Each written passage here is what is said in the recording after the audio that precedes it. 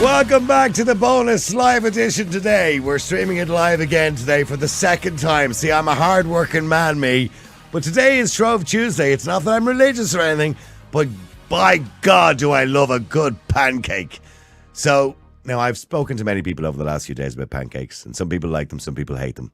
I just love them. All different toppings, all different flavourings. But mind you, I can't beat the old traditional lemon and sugar like my mother used to make it. But the problem with making pancakes is, for everybody, they stick to the pan, they burn, we don't make the consistency of the batter right. So I said, we need to get an expert. So, politics and pancakes are the name of the game for Paul Treyvaud from Treyvaud's Restaurant. And Paul joins me to tell us how to make the perfect pancake and how to mix politics into it as well. Paul, how are you? Good, Niall. How's things? Are we ready? Are we ready with the pancakes? Now, Paul, the consistency of the batter that's really where it comes down to, isn't it? Every single year. Think about this. Every single year, nobody can remember a recipe that has 3 ingredients because they can't. How much flour, how much egg, all that matters is the consistency. So I'm going to show you how to make the perfect batter. I'm not going to measure a thing. I'm not going to weigh anything. I'm going to show you foolproof. 2 cups of this, 1 cup of. Just watch, listen, and learn. I'm watching. I'm listening. I'm watching. I'm listening. Go on. Okay, so traditionally, Pancake Tuesday was, listen, we make an old batter and we get rid of all the stuff that's left in the fridge because we're going fasting for 40 days and this kind of nonsense, whatever. Okay, so the pancake, believe it or not, it's actually pretty much irrelevant. Okay, so keep that in mind. Right. So I have a bit like the government. Yeah. Okay. Yeah, exactly. Yeah. So I have self-raising flour here, right? And you might turn around and go, oh, damn it, I've only got plain flour at home. Perfect. It's the exact same thing for making the batter. We're only making a simple batter that we can put stuff into. That's what's crucial. Right. So that's a brand new. What's in this? There's a nice plug for whoever makes Odlums. Yeah, good plug for Odlums. Yeah, go on. Odlums will be delighted. The check is on the way. How much? And I'm putting in that much. Now, if I was to weigh that, I'd say it's probably 2 or 3 cupfuls or something like that. Okay. So that's my bowl, simple like that. Don't care how much is in it. Don't worry about what's in it.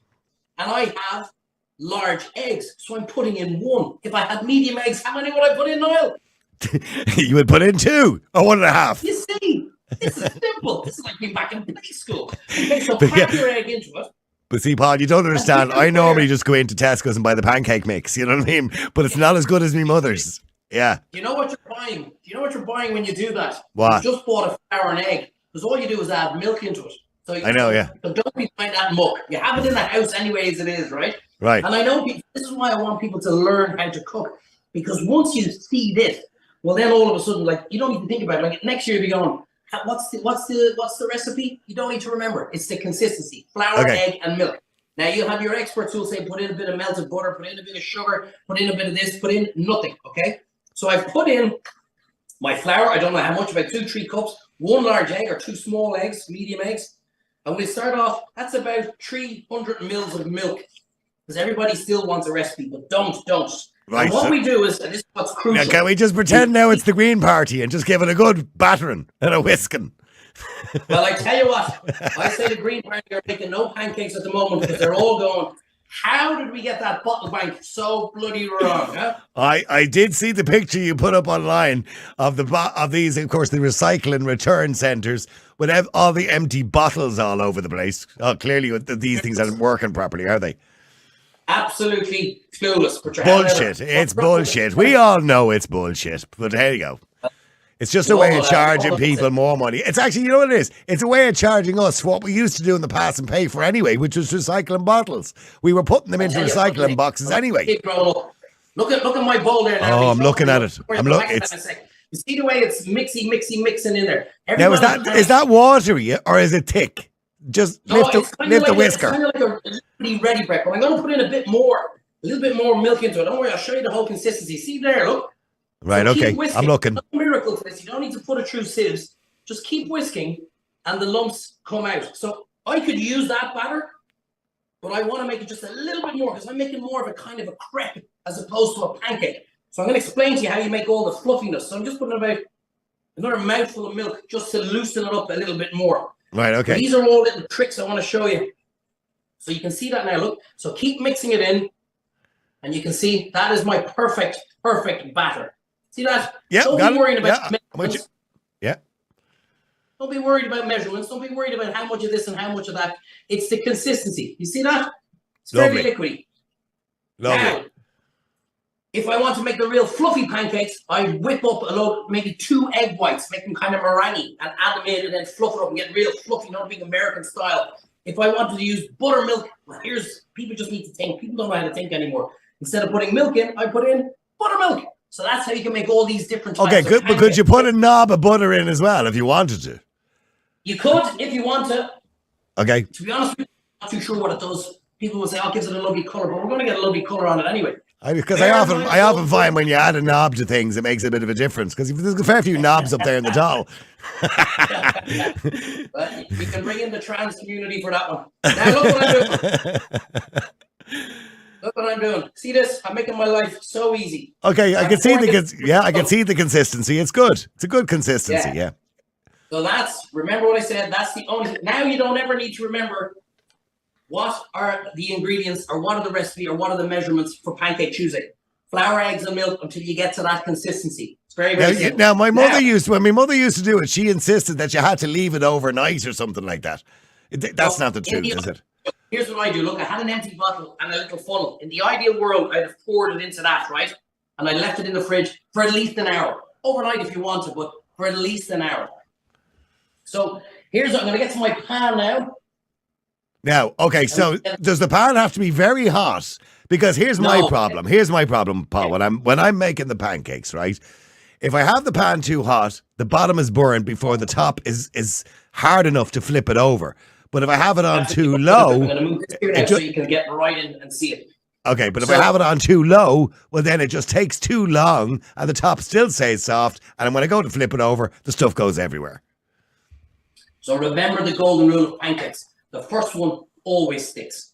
Always sticks.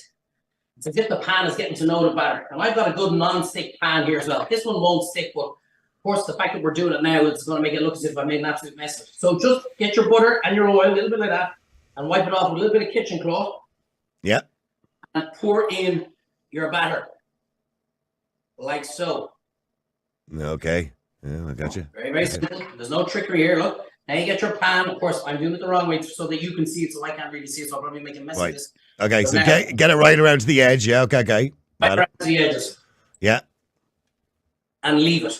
So here's what we're going to do. I'm going to tell you, in the good old days when I was in Dunn Stores in Cornsport as a little whippersnapper growing up, there was a fella working in behind the bottle bank. He just gave us bottles. He brought all the bottles in, and then all of a sudden you got your 20p of a receipt, and you went up to the till, and you got your 20p. Now we've replaced it with machinery, and we've made an absolute bollocks of it. So bring back my man. You take all your bottles. Right, okay. Now, here's my pancake always sticks. That's because you flicked it too early. And by the way, my father always said, flicking a pancake is either for a kid or for a show. So I'm neither of. Deep down, I am a kid, don't worry. So look, you see the bubbles, the little holes. That's what I look out for the bubbles. I do look out for the bubbles. Yeah. But now, hold on. Now, hang on. See the way your pancake moved? Mine doesn't. Mine is stuck at that stage. Well, you see, I bet you probably used some other fella on RTE who showed you. You probably used his recipe. Use my recipe and you never have a problem. So you want the bubbles in the middle too. People see it on the outside and then they go, it's ready to flick. It's not. You want the bubbles to come into the middle here too so that it's nice and that it's set. Get a little palette knife. Okay? Put it into the middle and flick it over. Okay, mine usually ends up halfway across the pan with the raw stuff dripping all over the side of the pan. You see, you always have to just relax. When you're cooking, okay, it's 2 o'clock in the afternoon here, so 2:30 in the afternoon. A little glass of wine, always relax when you're cooking. People always panic. So, like, the last thing you want to be doing. So here's the great tip for pancakes, right? Yeah. One poor mother or father has to make 20 pancakes, right? Make them all up, fold them in half, put them on a tray or a plate like that, and after the dinner, bang them into the oven for 1 minute. But not the microwave. I stick them in the microwave. No, not a good idea, is it? Oh, look at you. Go on, flip it a bit higher, Paul. Go on, have a go there. Remember what my father said, kids and show-offs. That's why I don't normally do this. Go on, do it. I know you wanted to see me flip it. Go on. So look at this, right? My hands are asbestos, right? So look at that. That's a perfect pancake. like so. Put it back down. And if you think it's boiling or it's burning, just drop your heat. Just relax on it. Just relax on it. So how easy was that? We made, what's that taking us? 10 minutes? Flip Not it. even Flip the damn thing. Now, you want me to flip it? Yeah, go on. Give it a go. Look at you. Go on a bit higher. Go on a bit higher.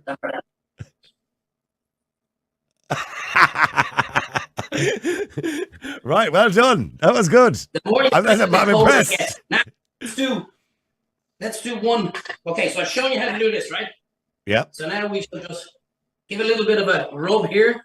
Yep. Another little bit of butter. And we get a second one on the go because everyone wants the kind of second one as well. And then we come to our filling. So same again, look. Just get the butter all the way around. Pour in our batter. I'm just doing this so you can see the consistency of it. Some people like the thick batters. Now be clean here now. Some people like thick batter. Some people like thin batter. So starting to separate. Oh. Yeah, no, that's a little bit that got off there. That's like the Fine Gael guys. That's the break off ministers that are heading off now to do form their own party. Yeah, there's a lot of them. I noticed you put it up on Twitter there earlier on, by the way. 25% of the elected TDs have jumped ship since 2000. What's going on there, Paul? Are they all getting pissed off at it? I would. The funny thing is, right? Do you see the way? Now, see the way I'm doing this? Just a little bit of butter. See the gas thing is. We all heard Klopp was leaving, right, from Liverpool. And we're all devastated because he's an amazing leader. He's an amazing coach. We're devastated. But they're all telling us Leo is a great leader. Why are they all jumping ship? Yeah, I know. Do they know what's coming? Yeah, of course they do. I don't know. Anyway, a little bit of butter. This is for the traditionalists. A couple of things of lemon juice. Here's the funny thing. I was in America going back, a while ago, and they love their pancakes, as you well know. Oh, loads of sugar, more sugar, loads of sugar.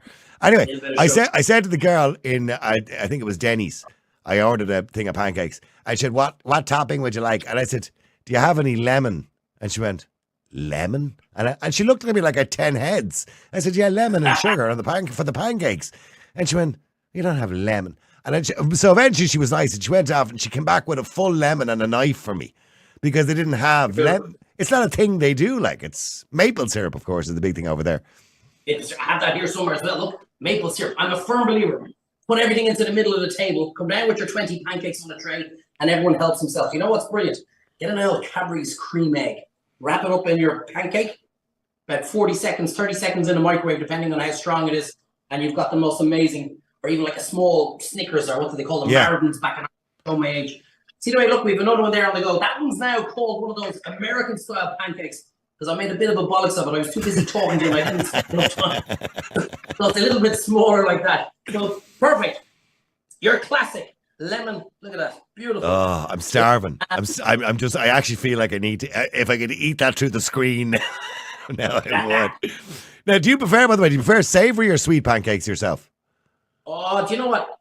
It's funny. I make, remember the old Findus pancakes? Oh yeah, the ones with the curry inside them, the chicken curry ones, and they were gorgeous. I make a very dry bolognese, and then I recreate those Findus. So what I do is I fold that over in half, and then breadcrumb it, flour, egg wash, and breadcrumb it, and then deep fry it. Bring back the old taste of the childhood memories.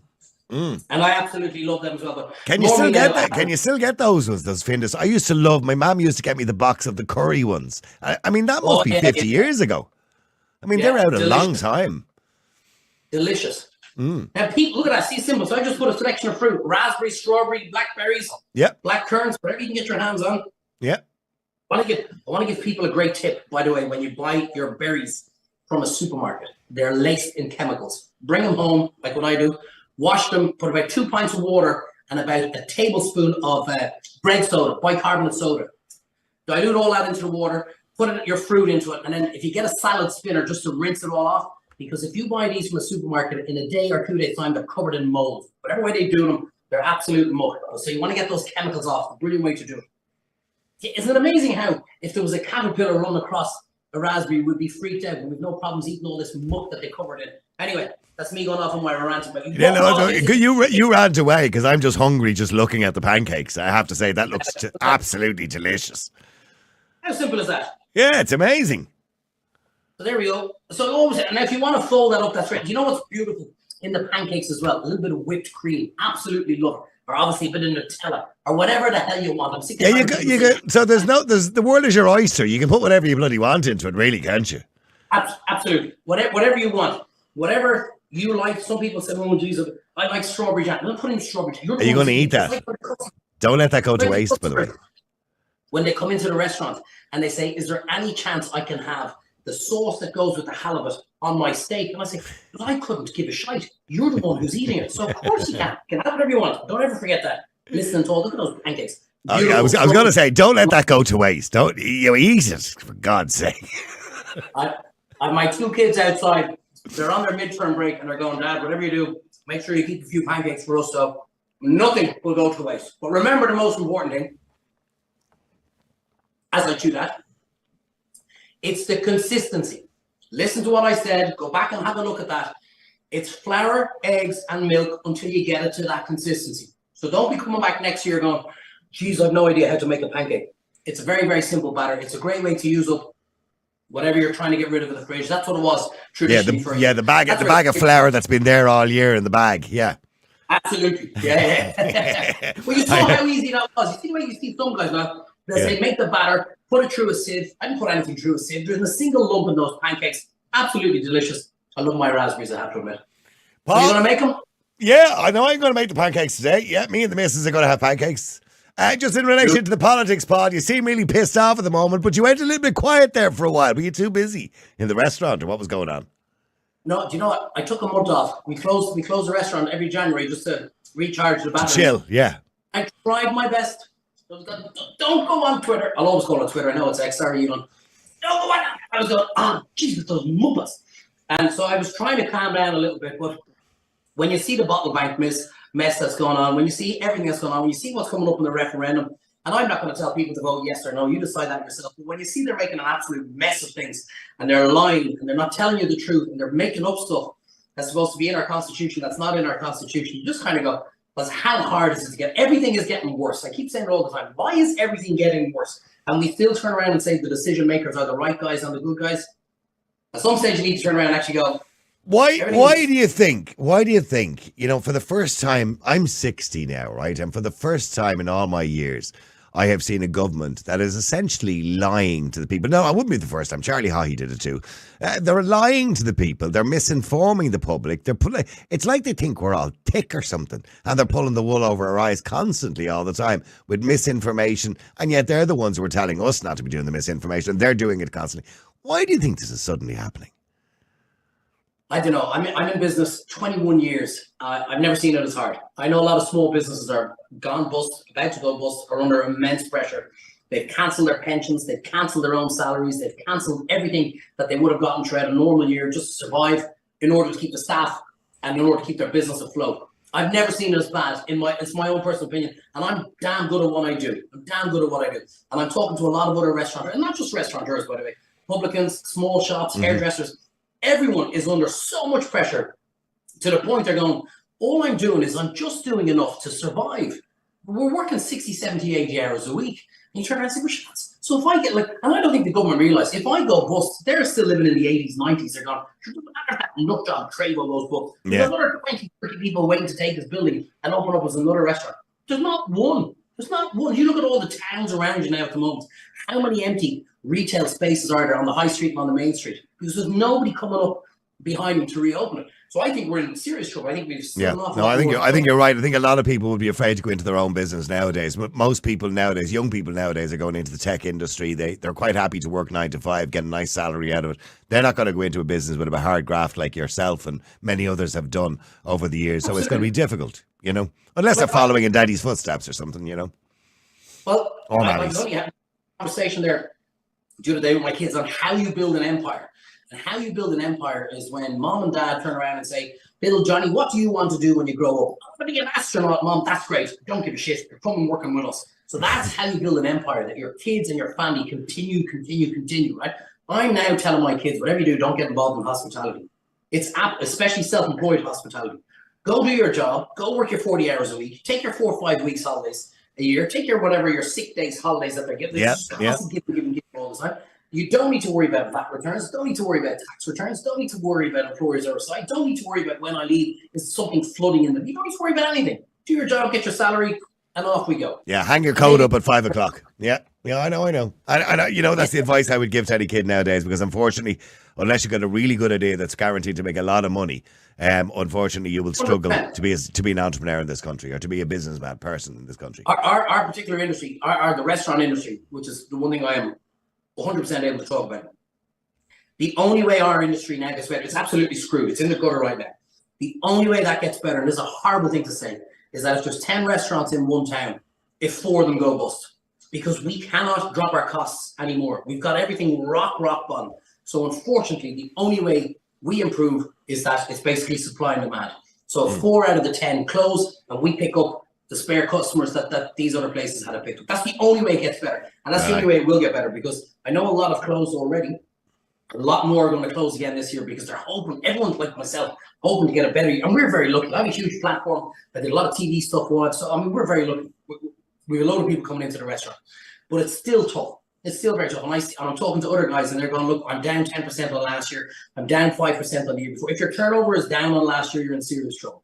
Because I just don't see it rocketing up 20%. No, because you were struggling last year anyway. So if you're 10% down on struggling, well, you're in deep trouble. You're just always chasing. And I blame, and you've seen me on Twitter. It's very simple. It's the guys in Leinster House. If I ran down the streets butt naked one day, and people turn around and went, well, we're not going into that guy's place because he's mad. That's my fault. But when you see costs continuously out of your control, not just going up, spiraling out of control, you're kind of going, and you know what? It's not just the cost. I'll come to the other aspect in a second. I know the government announced the other night they're not going to charge interest on warehoused VAT during COVID-19. Yeah. There was meant to be interest started from this year, but they have said that they're not going to charge the interest. But my thinking on it is they should just cancel all that warehouse debt, because realistically, business owners can't afford it. The reason they didn't pay it at the time was because they were out of business and they couldn't afford it. And they can't afford it now either. I mean, it's another bill that they have to pay, and the government are still saying we want it. I mean, that's ridiculous. They handed out 350 quid per person, during COVID-19 to your average punter. So they should give businesses a break and say, listen, that tax that you warehoused at that particular time, because you couldn't afford it, you still can't afford it, obviously. You're not going to be able to make it up over the next couple of years. So let's just cancel, write it all off. It was a mistake for everybody, and they need to get rid of it. That debt hanging over the heads of many businesses in Ireland. The other problem you have as well is, particularly in rural Ireland, and I don't want to be having a pop at immigration, but when you land a town with a lot of refugees and asylum seekers into the local hotels, you now have very little tourism. And tourism, of course, restaurants and bars and shops depend on tourism, and they depend on that footfall, in the town. That's a huge problem, isn't it? I'll tell you a funny story. I didn't realize I was a dick the first time in COVID when we were shut down. A lot of fellas going, "Oh, you were a dick years ago." Wait till you hear what I have to say. So when we were allowed open in the first year of COVID and bars weren't, I was going, this is freaking deadly, because people had no option but to stay in the restaurant, and all of a sudden our spend went up through the roof, albeit for about 3 or 4 months in the year before they freaking shut us down again.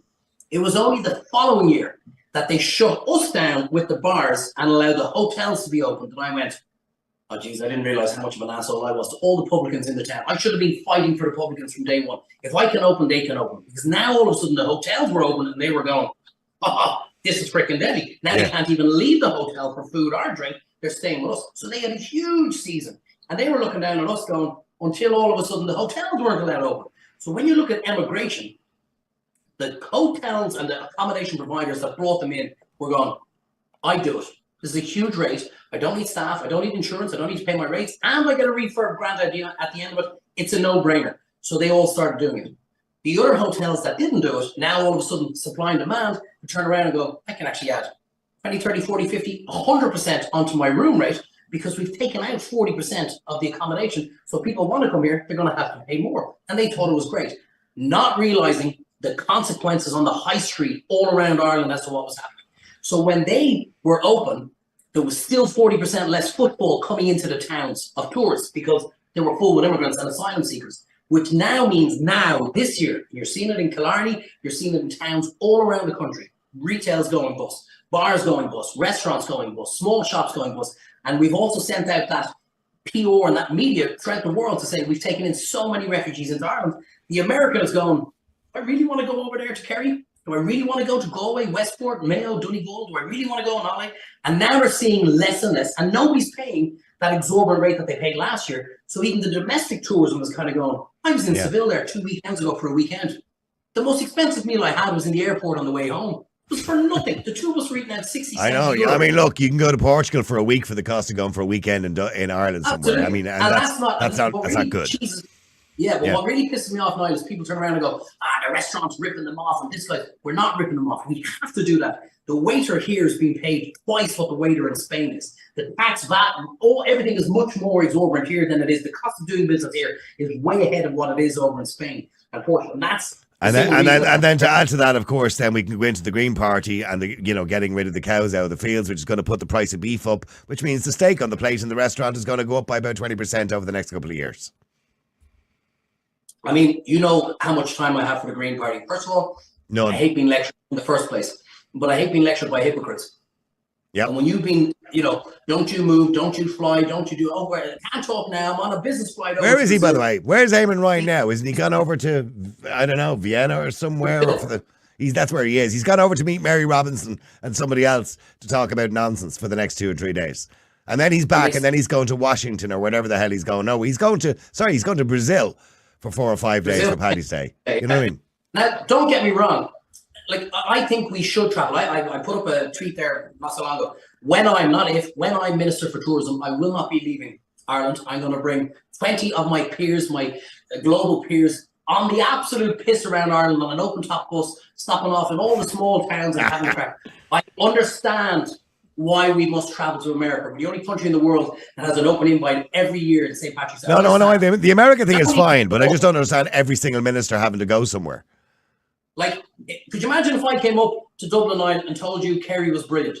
Yeah. You'd be kind of going, oh, really? It'd be much better if I brought you down and drove you around and showed you, look how great this country is. So I don't understand why we don't bring all our peers and our Minister for Tourism. And invite them over here. Yeah. Bring them over here and go, lads, quickly. And I also said there won't be a single drag queen in any of my pictures when I'm promoting Ireland. Thanks, lads. You've had your fun. I'm going to have the Irish dancers. I'm going to have a bit of crack. I'll have somebody there on El Shillelagh, somebody playing the bagpipes and the uilleann pipes and a bit of crack and a toasty with a little bit of plastic stuck on it. Real Ireland. Yeah, a few leprechauns in the background and stuff like that. Yeah, why not? A bit of video this. I know the whole leprechaun all like this. We can't forget why the Americans came. And here's my other thing. They love the leprechauns. Problem. Down the line. The American affiliation to Ireland is dying out. We're third generation Americans. They're coming. I'm still going over to see my ancestors. We don't have the amount of Irish that have gone over that we did in the past to have that American and Irish affiliation. And I have a big fear that it's probably you and I will be up there or down there looking somewhere else or whatever. But in 30, 40, 50 years time, we run the risk of losing that huge American influence of tourism that we have. And without the Americans, particularly last year, we're goosed. The American tourists saved, obviously the domestic tourism was brilliant as well, but the American tourists last year saved so many businesses in this country because they came in their droves. And I think we're a couple of decades away from losing that connection between Ireland and America. Couldn't agree with you more, Paul. Well, look, Paul, thank you very much indeed for the politics. Thank you for the pancakes. Oh, I'm starving. By the way, don't let the half go to waste. There's a half there. Don't let it go to waste. The other one. Yeah, the tradition. Yeah. Oh, stop. By the way, can we just say also thanks to the cameraman? Dill. Where's he gone? He was holding the camera 5 minutes ago, good old Dill. Yeah, he's buggered off now because he put it up on the tripod. He goes, you don't need me, Dad. He's up there playing PlayStation and all that other usual crap that kids do these days. Paul, thanks for joining us. Really appreciate it. And we shall talk to you again the next time we need to cook. Thank you. See you soon. The multi-award-winning Niall Boylan podcast. Listen live on Facebook, YouTube, and all the usual live stream services. To get in touch, just WhatsApp or text 085 100 2255. The Niall Boylan podcast. They told me to shut up. Available for download from all your usual platforms.